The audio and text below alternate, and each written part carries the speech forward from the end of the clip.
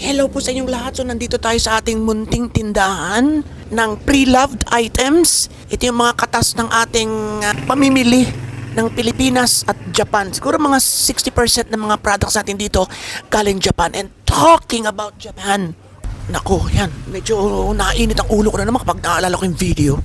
Okay, so merong dumaan sa wall natin na isang video, viral, from Japan. Tungkol sa isang Pilipina na pasaway. Huwag po kayo magkakakalas at pag-usapan natin yan dito.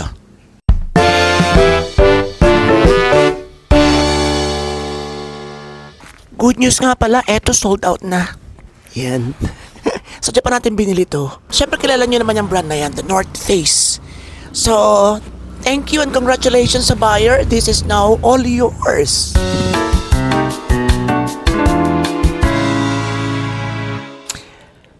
Okay, so dito muna tayo. Nagpanting talaga yung tenga ko. Medyo uminit yung ulo ko. Pasensya na kayo. Pero hindi talaga magandang pakinggan. Parang ang bigat-bigat sa ulo at saka sa isip, sa puso at damdamin. Makakita ka ng ganong Pinay. Lalo pat siya ay naroon sa bansang minahal natin, sa ating parang pangalawang tahanan na. Ang bansang Hapon.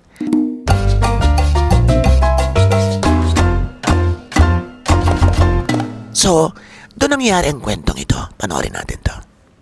Tapos ito din, guys, ito daw, hindi daw pwede na hindi daw to pwedeng gamitin. Kailangan daw talaga dito.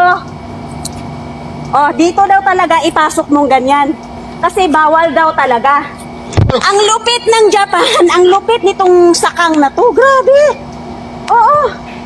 Grabe, talagang binaanuhan ako kasi ito daw bawal dito magtapon, guys. Oh my God. Palakpak manong. Grabe. Tapos ito din, napakahigpit.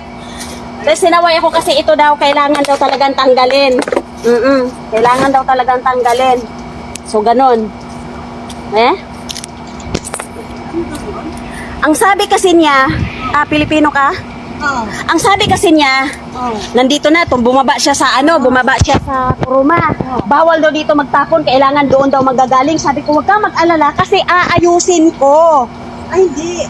Aayusin ko. Kasi iayusin mo naman yan, be. Anong munday dyan? Dito lang talagang urusay. Hindi,それね、その前から、この書いてが、ね、本当に開けないよ。シャクションね、呼んで、シャクションね、言って。ね、そうじゃなくて、そうじゃなくて、それが守るの。守ろうけど、このロンスは嫌だの。もう嫌だの。このぐらいだけ問題はね。違う、ちょっと、ね、guys ね。hindi daw to pwede na no, kundero no. Umay, kunero. ちょっと待ってね、このしゅんしゅ Dami dayo. Hindi. Dami dayo. Hindi, parang hindi tayo mamaan. Hindi yun. Mukhang kinay no. Sorry ga, mo chanto irero kara mo ko. 違う。 Chanto wakatiro da kara doon na. わかるけど、ang ibig niyang sabihin lang, そのゴミが、カラス取った時も、 Da kara yutita no. Chanto mo ko irero kara. Doko ga munday no? 可やが問題ないけど、 Doko ga munday こ no? れが問題はこれ。 Sige, tikoy na sa akin kara. Hanasiman no. Tikoy na. Ma. Grabe guys, huwag akong hindi putang ina talaga. Atamas ka kinay no. Baka. Ayaw mo, disko. Mga ano sila na. May urusan. Diba? Kung malapit-lapit nga lang ako, sabi ko nga sa Facebook, parang ang sarap pitikin ng ilong. Parang ang sarap kuritin sa esophagus. Talaga naman. Kidding aside, hindi maganda. Tayo man na hindi perpekto at meron din tayong mga nagagawang konting mga pagkakamali at mga mintis sa ating paninirahan sa Japan ay hindi naman ganitong katindi na nagmumura ka ng, di ba? Halos minumura mo na yung Hapon. Pinasasaringan mo ng mga salitang hindi maganda. Ang kwento pong yan ay isang 81 years old na kanyang sinisigawan, kanyang pinagrereklamuhan at isinusumbong sa atin na parang gusto niyang pakita siya ay tama. Pero sa kabuuan ng video, sa information na nasagap natin. Hindi lamang sa video kundi maging sa chismisa ng ibang Pinoy na nakapanood na. Nag-i-insist siya o ini-insist niya na yung kanyang isang bagay na ginawa ay parang tama. Na hindi naman. Unahin natin yung basura. Tayo po ay nakilala. Ang una nating vlog, remember, ay entitled Basura. Ipinakita ko rito yung mga tamang pagtatapon kahit hirap na hirap na tayo para makasunod tayo sa mga alituntunin ng bansang kinaroroonan natin, which is Japan. Yung pet bottle o yung bote ng tubig, plastic bottle, kailangan talagang ayusin mo yan bago mo itapon. Sa Japan. Dito kasi nakakaano mang aminin ay nagkakalusutan na. Diba? Ako, dahil sa tagal ko rin sa Japan, ay naiisip ko yung mga ganyan na hindi tama. Minsan nakakapag-uwi pa rin ako ng basura. Nakasanayan ko na nag-uwi ako ng basura at dito ko sa bahay tinatapon. So doon pa rin tayo sa plastic bottle. Maproseso kasi talaga ang paglilinis niyan. O ang pagtatapon niyan. Una, tatanggalin mo yung tansan. Tatanggalin mo yan. Pangalawa, tatanggalin mo yung brand name. Oo. Gupitin mo kung hindi mo kayang ngaklitin. Pangatlo, pipit-pitin mo yan. Pitology. Pero bago mo pitpitin, siguraduhin mo muna na malinis. Na at least nahaw-hawan mo man lang. Ganon. Ibang tapunan ito. Ibang lalagyan ng mga ito. Paano pa to? Ang mga ito. Bukod din ang araw ng mga ito. Iba din sa mga stuffed toys at mga etc. Magkahiwalay din tong mga to. At separated din tong mga to. Hindi basta-basta to. Pag-ihiwa-hiwalayin mo. Tanggalin mo to, oy. Tapos biakin mo to.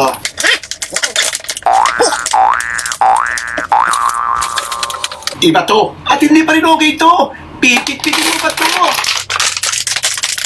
Ayan o. So yung mga tansan, ilagay mo dito. Yung mga kaning baboy at mga lumang pagkain, ibubukod mo rin to. Kaya ito mga lutuan, hindi mo rin pwedeng ilahok sa mga lata-lata. Ay di ba nga? Kaya ako nakatanggap nito. Sulat ng munisipyo, winawarningan ako. Itapon ko daw to with pride and dignity. O saan ko ngayon ibabagsak mo si Papi? Saan ko itatapon to? At itong mga to, paano? At ang mga ganito, ang hirap kaya? Pasikat. Kompleto na nga ako ng mga schedule. Pero nahihirapan pa rin ako. So, problemang malaki talaga. Hindi ko alam kung paano ko itatapon ng aking mga lumang alahas. Dapat nakahiwalang 18K sa 24K. Nakahiwalang Italian gold sa Japanese gold. Ang hirap! So, ay ano kayo? So, ipalagay ng medyo maproseso, matrabaho, ganun talaga. Dapat tayong makisama. Yun ang nakalimutan niya, yung mag-adjust. Makisama. Sumunod sa mga tamang gawain kahit medyo labag sa loob at tinatamad or something. Sundin kasi nandun tayo. Nagmumura ka ng gagalaiti pa sa mumura. Tapos kayo nag-viral siya, sasabihin niya, ay naku, thank you Lord. Thank you Lord kasi ginawa ko lang yan parang nakuha ko rin po, ina-unlock ko na po yung monetization, 300,000 views. Thank you Lord. Which is I doubt. Feel ko, chika-chika lang nyo kasi na-viral na, nagkahiyaan na eh. Parang ganon eh. Pero sa totoo lang, inaway talaga niya yung matanda. May dumating. Nagsumbong siya, Pilipina. Panood naman natin, di ba? Hindi siya kinampihan. Because mali nga siya. Kung ang taparan ng basura ay here, ay di here. Kung ang taparan ng basura ay there, ay di there. Oh, ay nako. So she was very proud when she was doing it.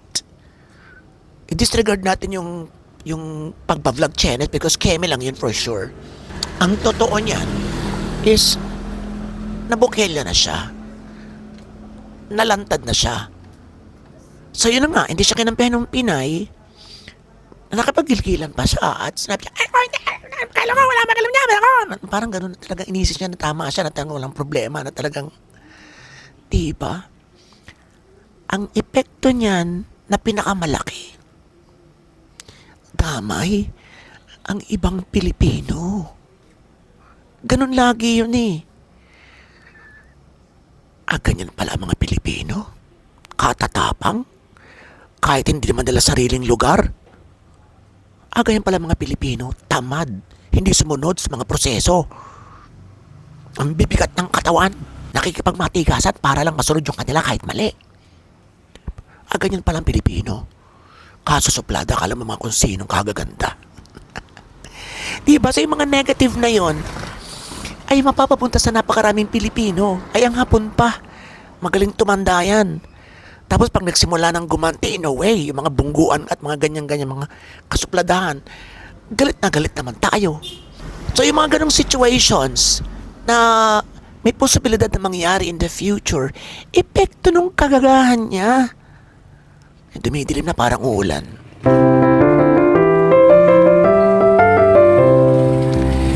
Pinipilit kasi niya na kung doon itatapon nga yun, ay wag mong ipilit na doon sa ba't itataas, ba't ikukut-kut mo. Actually, yung mga rules nila sa basurahan, may mga nakalagay. Nagpo-post sila ang Japan government ng kung ano yung dapat gawin. So pati pagtatapon ng pet bottles, nakatanggap din ako sa munisipyo o sa city hall namin. Binibigyan nila kami ng mga papel para malaman yung mga tamang pagtugon sa basura. Yun. Hindi ko naman chikan niya ngayon. Parang na siya. Parang nag-delete na ng account. Ganoon talaga. May mga consequences yung mga ginagawa nating mali. Ang masama pa nito, baka ma-report pa siya makarating sa mga kinauukulan sa Japan. Diba? Pero pag pinauwi na siya, di kayo. Sa mga comment section lang, mababasa mo na siya, sige, ganyan mapuri, di ba? Masakit yun. Kalaban mo ang buong Pilipinas. Ay nako, hindi talaga maganda. So, dapat tayo mag-adjust. Ito para sa mga bagong darating, hindi lamang sa mga darating na tourist, kundi sa mga darating na doon na mag-stay, magtatrabaho or mag-aaral. Mag-adjust tayo, matuto tayo sumunod sa kanilang mga rules. Alalahanin natin na pag tayo ay nasa ibang bansa, dala-dala natin ang galing, puso, isip at gawa ng mga Pinoy. Dala-dala natin ang buong Pilipinas. Ganun, so umayos tayo pa more. Di ba ay sa totoo lang ay nakakahiya. Nakakahiya yung kanyang ginawang aksyon. Lalo pa kung mapapanood ito ng mga Hapon. Napakaganda ng Japan sa totoo lang. Huwag nating sayangin. Kaya ngayon, para nakikita natin, para naghihigpit na sila. Ngayon, para ka mabigyan ng extension, mga ganyan, or years ng stay sa Japan, ng longer, is kailangan marunong ka na ng ganito, kailangan marunong ka ng ganun. Dati wala. Because nga, sa mga ganyang hindi lang sa mga Pinoy, kundi sa mga banyaga in general, marami ng mga nangyayaring nakakaapekto na sa kanilang tahimik, maayos at malinis na pamumuhay. Huwag na tayong makisabay para masabi nila, iba ang Pinoy. Iba. So, ipakita natin yan. Hindi lamang sa ating galing, kasi because pagkagaling talaga ang Pinoy, pagdating sa trabaho, maniwala ka sa teaching, kagaling. Dami kong kilala, wag niyo na muna akong isama, pero magagaling yung simple pagtuturo na sasamahan ng drama, ng madamdaming boses, ng pangunawa sa mga estudyante, ng at daming visuals. Di ba magaling talaga mga gurong Pinoy? At kahit sa mga factory, magagaling talaga mga Pinoy. Mga talentado, di ba technically and artistically, marami magagaling talaga. So wag nating sayangin yung pagkilalang ibinibigay sa atin. Na naniniwala sila sa ating galing at kahusayan. Hindi lamang bilang trabahador, kundi bilang isang tao. Okay, so yun. Sana naman ay makaahon siya, yan si girl, sa kanyang kinasasadlakan ngayon. Na sitwasyon, alam kong nararamdaman niya ngayon ang bigat ng kanyang pinasimulan. Ay nako. So, iyon para sa lahat. Ay good luck po.